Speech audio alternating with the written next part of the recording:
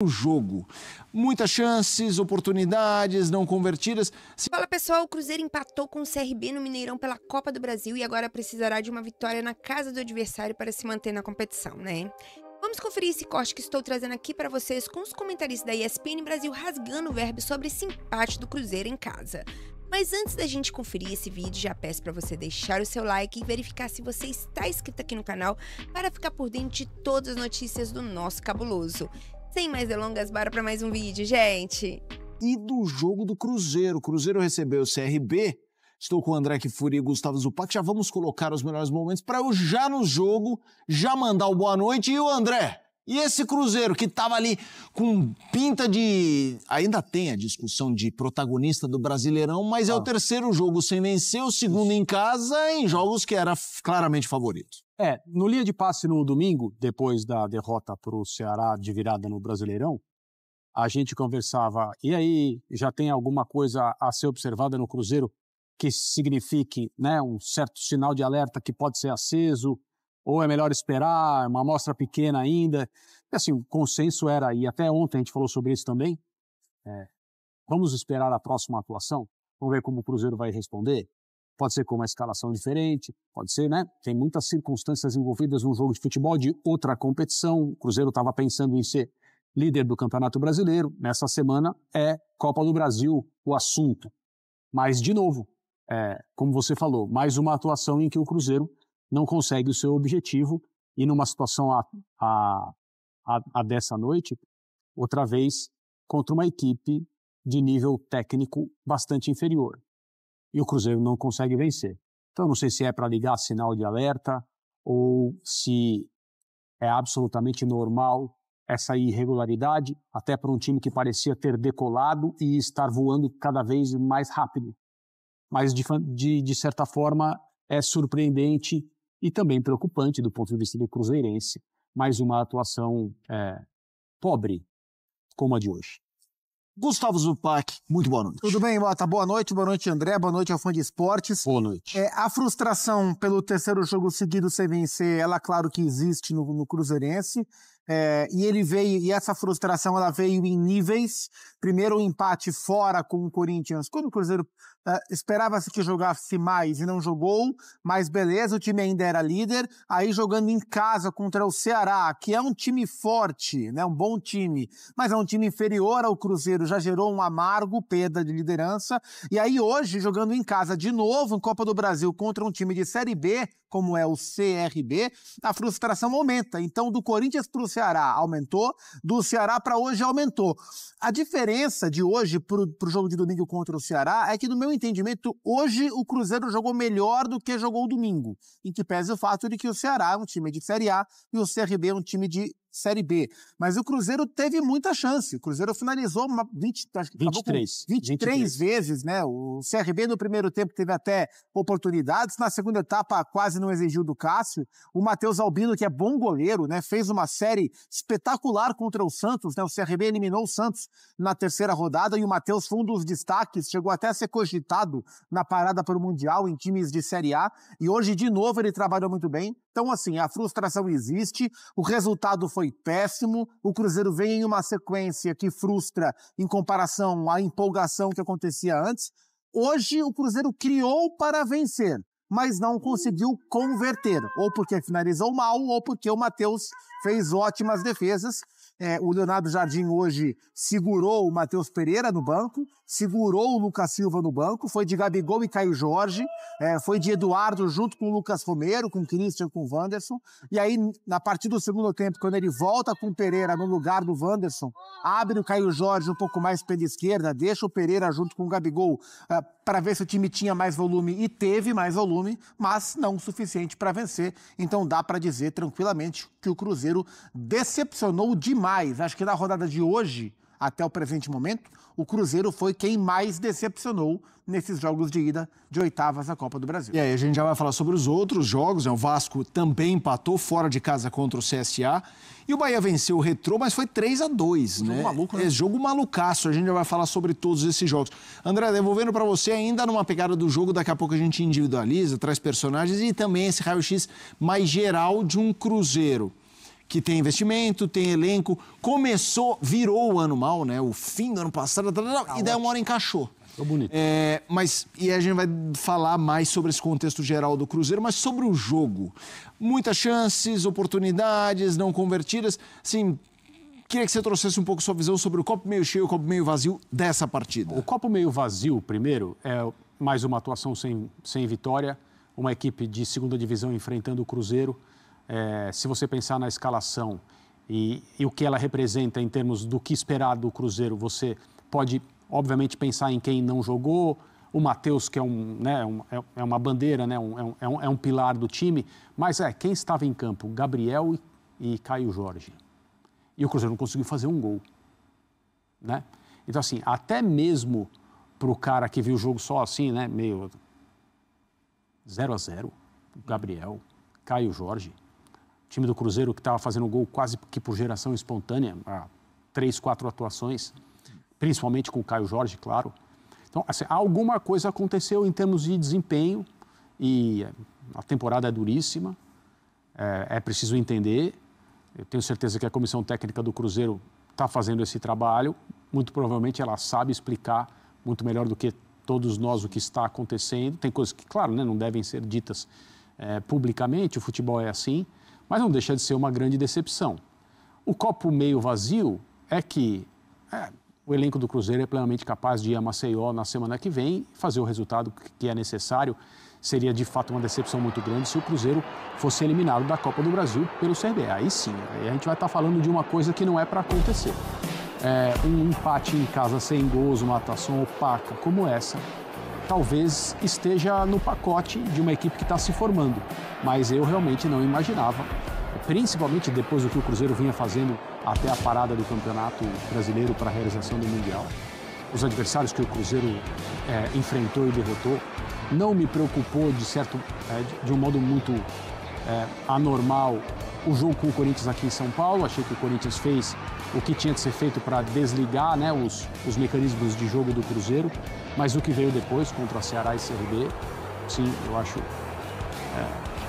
nós já estamos entrando no território da anormalidade. Zupac, já a gente vai passar a ficha do jogo, estamos vendo os melhores momentos. Fazendo uma pergunta assim, claro, quando a gente espelha o brasileiro, a gente coloca como sarrafo comparativo de protagonismo hoje no futebol brasileiro o Flamengo e o Palmeiras, claro. Aqui e ali outros vão se intrometer, mas esses dois de forma muito constante e regular. A solidez do Palmeiras, o repertório do Flamengo. Quando você olha o Cruzeiro, mesmo nos bons momentos, onde você acha, e trazendo para esse jogo de hoje, assim, onde está a maior força desse Cruzeiro e aonde ele ainda está... Claro, eu acho que ele tem muito a se provar em relação aos dois, mas assim, aonde está o calcanhar de Aquiles ou o ponto frágil dessa equipe no geral? A força do Cruzeiro no crescimento nas mãos do Leonardo Jardim está no nível de intensidade, no nível de competição da equipe e como a equipe é rápida para criar as suas chances, né? Os jogos que o Cruzeiro venceu, boa parte deles, os que ele venceu bem, ele cresceu fazendo gols em poucos toques, um time vertical, e era isso que o seu técnico queria desde que chegou ao clube e não encontrava o nível de competitividade que ele queria que o Cruzeiro tivesse, até que ele conseguiu achar esse desenho, com dois volantes centrais muito importantes, os dois Lucas, né? O Romero e o Silva muito importantes, com jogadores de beirada, o Christian, que é um meia, né? um meio-campista ponta, e o Wanderson, que é um ponta-ponta, e o Matheus Pereira próximo ao Caio Jorge, esse no time principal, e foi a partir dessa consistência no meio, velocidade pelos lados e rapidez para definir, que o Cruzeiro construiu a sequência que o levou à liderança do campeonato. Hoje foi um outro tipo de jogo, porque o CRB, embora o Eduardo Barroca, que é bom técnico, goste que os seus times ataquem, construam, tenham posse, hoje o CRB defendeu num bloco mais baixo, porque era isso que tinha que fazer, e impôs ao Cruzeiro a dificuldade de ter que procurar o espaço. E o Cruzeiro até achou o espaço, né? A gente olha, o Cruzeiro finalizou o tempo inteiro.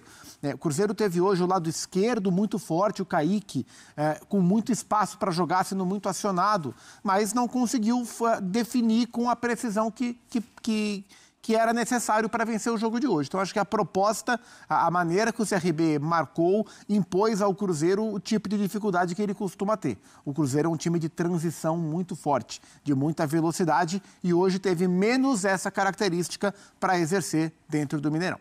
Vamos apresentar a tela que eu falei, do raio-x do jogo. O André já trouxe um número alto de finalizações.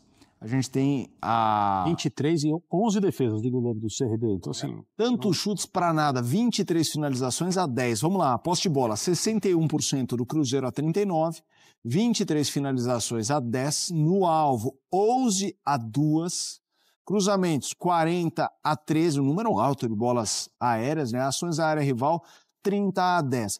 O raio-x, muitas vezes a matemática, claro, costumo brincar que o número que importa é aquele que está, os dois números ao lado de um X no meio, né? E hoje tivemos o famoso Oxo.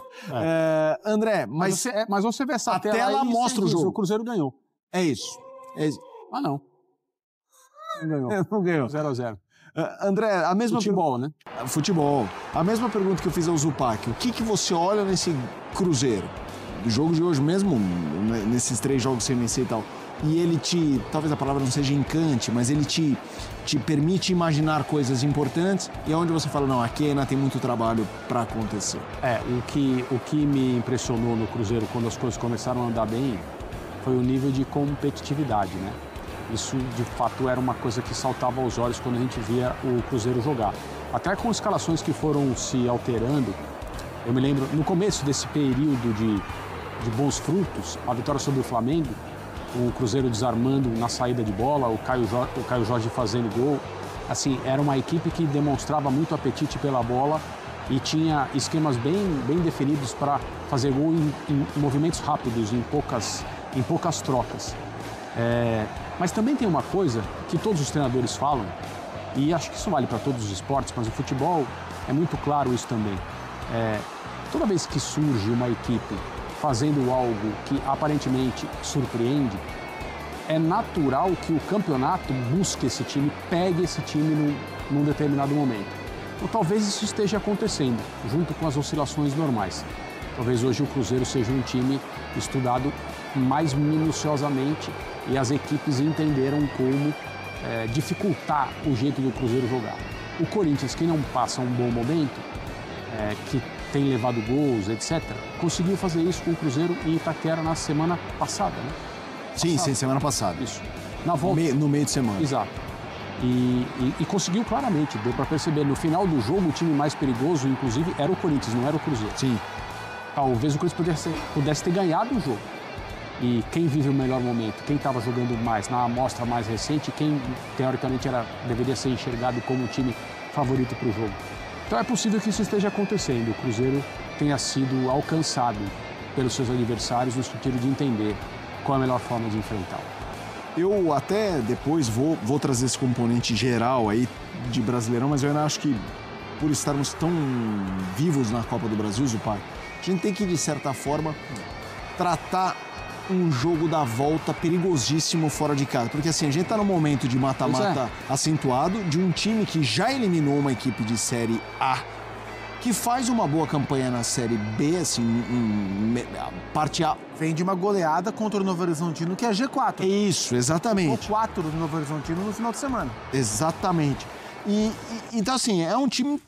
Tem bola, a gente sabe como é difícil. Claro que tem. Mas quando você vai visitar esse time com 0-0... A atmosfera, não são só os jogadores que acreditam. Quem vai na arquibancada vai numa outra pegada. Claro. Eu queria que você falasse do tamanho desse perigo para o Cruzeiro de um CRB perigo. Acreditar. É um perigo, assim, claro, o Cruzeiro ainda é favorito para a classificação. Mas é um perigo, porque assim, quando sorteou o confronto, dadas Bom, a gente tem hoje um Corinthians e Palmeiras, hoje um Fluminense e Inter, amanhã um Galo e Flamengo. Então, dadas as possibilidades do confronto, o Cruzeiro pegou um bom confronto. E aí vem o sorteio do mando e o primeiro jogo era em Belo Horizonte. O que se esperava? O que a lógica do confronto dizia? Define aí, meu. A possibilidade de o Cruzeiro definir em casa para não ter problemas em Maceió. Não definiu. Não só não definiu, como não venceu. Então o confronto vai semana que vem para o Nordeste totalmente aberto. Não é um pouco... Não, totalmente aberto. Com o Cruzeiro sendo favorito, porque ele é substancialmente melhor do que o CRB, mas um confronto totalmente aberto, e o CRB terá a oportunidade, diante da sua torcida, que é apaixonada e que vai lotar o estádio, de tentar vencer qualquer que seja a vitória, um time de Série A, um dos melhores da Série A, para avançar às quartas, ou nem vencer, quem sabe amarrar um outro empate, ou conseguir um outro empate e levar para os pênaltis, mas é um perigo. O Cruzeiro corre o real risco de cair na Copa do Brasil. Quero te ouvir sobre esse segundo jogo, André. Concordo com o Gustavo. O ambiente que vai se produzir é um ambiente difícil de enfrentar, mais complexo para uma equipe manter a sua concentração e se mostrar superior. Todo mundo empolgado, o time do CRB, o torcedor, muito provavelmente é só nisso que vai se falar nos próximos dias até esse segundo jogo acontecer. A Copa do Brasil tem o seu encanto justamente por causa desse tipo de coisa. Então, o Cruzeiro, que é uma equipe que poderia ser líder do Campeonato Brasileiro da Série A, se não tivesse sofrido uma virada surpreendente em casa para o Ceará no fim de semana, vai visitar um estádio de Série B que certamente estará lotado, com o torcedor esperando o seu time eliminar essa equipe. Então, é uma coisa que não acontece sempre e é uma ocasião diferente. E é por isso que a Copa do Brasil é tão legal. O espírito dessa competição é justamente esse. O risco do Cruzeiro é um risco alto. Eu continuo enxergando o Cruzeiro como o time que tem mais possibilidades de classificar, porque analisando puramente do ponto de vista técnico, o Cruzeiro é melhor. Mas não será fácil. Não será nada fácil. E a possibilidade de, na semana que vem, a gente estar aqui falando sobre uma façanha do CRB, a gente tem que considerar. Ela tá diante de nós de uma maneira bem clara. Camila, repete para mim, tem entrevista chegando, é isso? Já tem a Leonardo Jardim. Vamos à coletiva do técnico do Cruzeiro após um empate com o CRB 0-0. Vamos tentar responder às várias perguntas. Primeiro, a primeira pergunta, eu acho que foi uma equipa que é uma base titular. Não há nenhum jogador aqui que não tenha jogado. O Gabriel é um jogador importante na equipa. O Jonathan é um jogador que joga. Os outros nem sequer vou falar, que os outros então jogam todos, não é? Isto é muito engraçado, que toda a gente, é reforço, mas não se pode mudar 11 jogadores, é sempre os mesmos. Os reforços é só para brincar. Então se a gente não pode, para que é reforços? O futebol, eu às vezes as pessoas conseguem se contradizer facilmente. E eu até acho muita graça nisso. Pode-se trazer reforços, mas não se pode mudar o 11. Meus amigos, estamos no intervalo de um jogo que tem 180 minutos, um jogo que, ao contrário do correr, como você disse, eu acho que a equipa correu muito, trabalhou imenso, tentou criar. Claro que a seguir teve alguns problemas na última decisão, no cruzamento, mas eu não posso... Vocês sabem que eu cobro. Eu não posso chegar ao meu vestuário e cobrar dos jogadores de falta de atitude e falta de empenho. Porque acho que vocês viram o mesmo jogo do que eu. Se vocês viram o mesmo jogo do que eu, os jogadores tiveram uma atitude, respeitaram a camisola do Cruzeiro, procuraram o resultado, quer os que entraram, quer os que jogaram de início, tentaram fazer o seu melhor, mas no futebol às vezes não é possível. E vocês sabem bem, cada vez mais estas equipas que fecham-se, dão poucos espaços, e que também os árbitros às vezes permitem uma intensidade e uma dureza acima da média. Vocês viram o caso do lance do Wagner. Se aquilo fosse o Wagner a fazer aquela falta, era vermelho direto. Logo, nem sequer havia conversa. E às vezes estas equipas, e eu respeito, porque eu posso falar à vontade, porque eu já treinei equipas da terceira divisão e da segunda divisão, eu posso falar à vontade. A gente não pode haver uma intensidade para as equipas da segunda divisão e uma intensidade para as equipas da primeira divisão.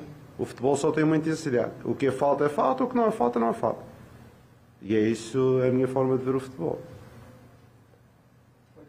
Jardim, boa noite.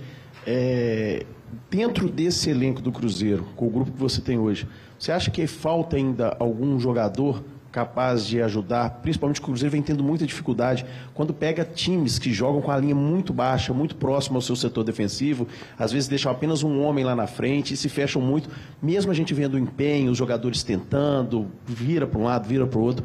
O Cruzeiro precisa desse tipo de jogador ou dentro desse elenco do Cruzeiro você acha que consegue? Porque você resgatou o futebol de muitos jogadores que até no início, ali, na época do Campeonato Mineiro, né, nós da imprensa, a gente falava, não, esse time não presta, esse time não vai em lugar nenhum. E você mostrou que não, deu para recuperar e muitos deles têm surpreendido. Você acha que dentro desse elenco tem algum jogador que você pode explorar esse tipo de característica? Isso é uma pergunta perspicaz e inteligente, porque você conhece bem o nosso elenco. Com certeza recuperamos muitos jogadores, mas eu não consegui descobrir nenhum jogador, nenhum Everton Ribeiro, nenhum Arrascaeta, que consiga, em pequenos espaços, driblar um, driblar dois, fazer o último passo, fazer a assistência, fazer o gol, e não temos. E se nós estamos num mercado, mais do que reforçar a equipa, é procurar um jogador diferente, um jogador que nos permita esse tipo de situações quando os adversários vêm em baixo. Mas não podemos dar informações erradas àquilo que os nossos adeptos não correram, nada disso. A malta correu, fez o seu melhor, trabalhou, mas com certeza que temos jogadores que são mais especialistas no outro tipo de jogo, no que este tipo de jogo em que tem 10 gajos atrás da linha da bola e 2 linhas, uma de 6 e uma de 4 pela frente, e que luta de primeira bola e segunda bola, e a gente tem mais dificuldades. Porque estas equipas não vêm para o jogo, estas equipas raramente atacam, só atacam num contra-ataque ao outro.